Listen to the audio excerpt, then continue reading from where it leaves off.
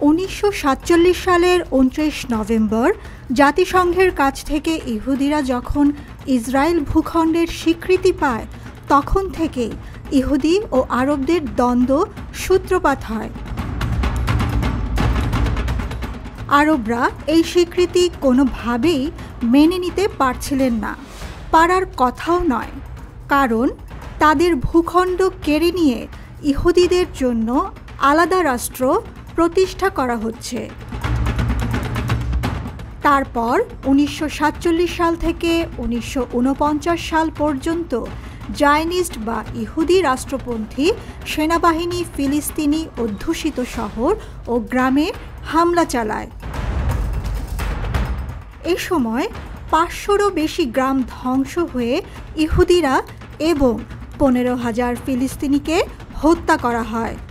এর মধ্যে কিছু ছিল গণহত্যার মতো। এটিই ছিল প্রথম আরব ইসরায়েল যুদ্ধ।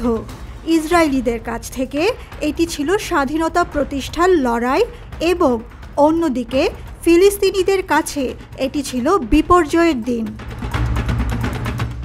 প্রথম আরব ইসরায়েল যুদ্ধের দুটি পর্যায় ছিল।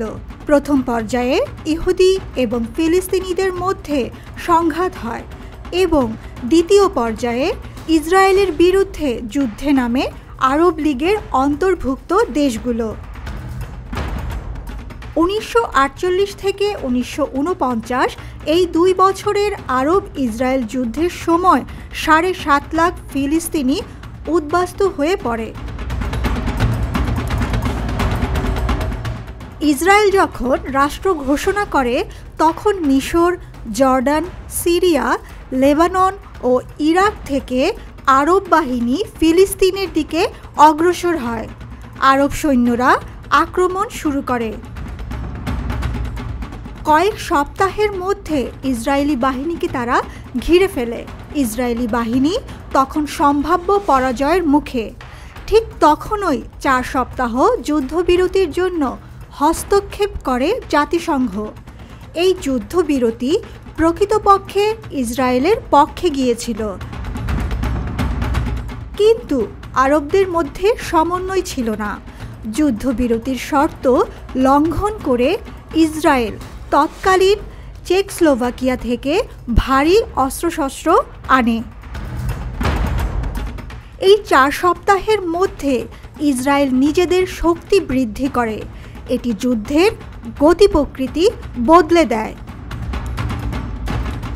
যুদ্ধবিরতি শেষ হওয়া মাত্রই ইসরায়েল পাল্টা আক্রমণ শুরু করে এবং আরবদের নিয়ন্ত্রিত 2টো এলাকা দখল করে নেয়। এসব এলাকা জাতিসংঘ ফিলিস্তিনিদের জন্য বরাদ্দ করেছিল।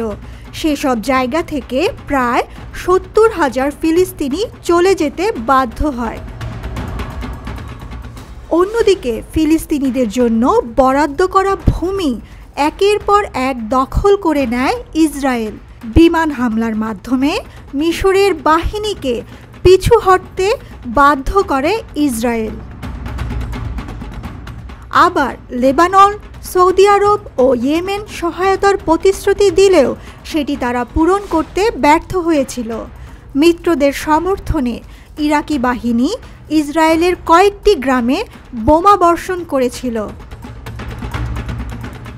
বছরের শেষ নাগাদ গাজায় মিশরীয়রা পরাজিত হয়। ফলে ফিলিস্তিনিদের অখণ্ডতা রক্ষার স্বপ্ন শেষ হয়ে যায়।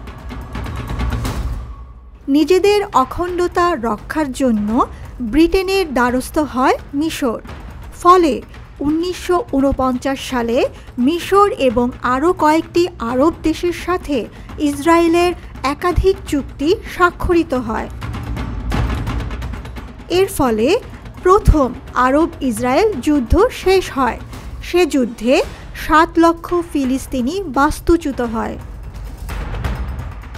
প্রথম আরব ইসরায়েল যুদ্ধের পর আরবরা তাদের শাসকদের ওপর আস্থা হারিয়ে ফেলে। টুম্পা খান, ভিউজ বাংলাদেশ।